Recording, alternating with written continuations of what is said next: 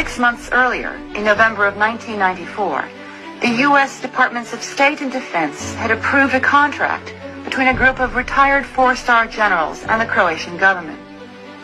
The Croats paid for it, but they were authorized by the Pentagon. I had constant reports of American officers who were, quote, retired, no longer in active duty, acting as advisors to the Bosnian government's military, acting as advisors to the Croatian military, and they were very active on the ground. The retired generals, described as high-level mercenaries, belonged to a private company known as Military Professional Resources Incorporated, or MPRI. MPRI included such luminaries as Lieutenant General Ed Soyster, former head of the Defense Intelligence Agency, Major General Richard Griffiths, Deputy Chief of Operations in Central Europe, and most importantly, Karl Vlono.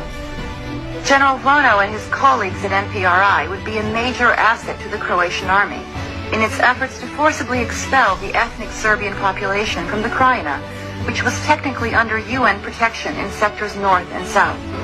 On August 1st, 1995, Croatian troops launched a massive assault on the Serbian population of the Krajina, sectors north and south.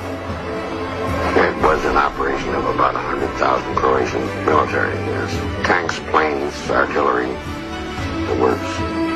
While officially denying any involvement in what the Croatians called Operation Storm, American forces were actively supporting this bloody operation of ethnic cleansing.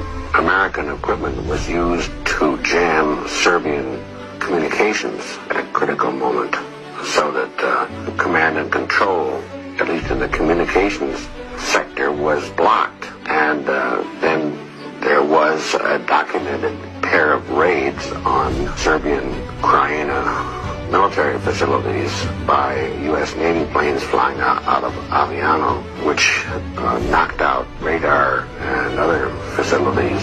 The shelling that came in was a deliberate terror bombardment meant to hasten the departure of the remaining Serbs, committed against an unarmed populace. They had street cleaners coming in and removing any evidence of the murders or the vandalism before they brought the cameras in to show the triumphant return of the Croats into Knin.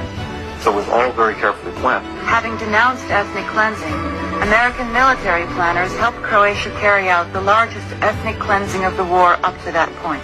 It would appear to be the largest single incident. If you count people affected in the first few days, it was 170,000 people. That number quickly grew to 200,000 as a river of humanity clogged the roads. Recent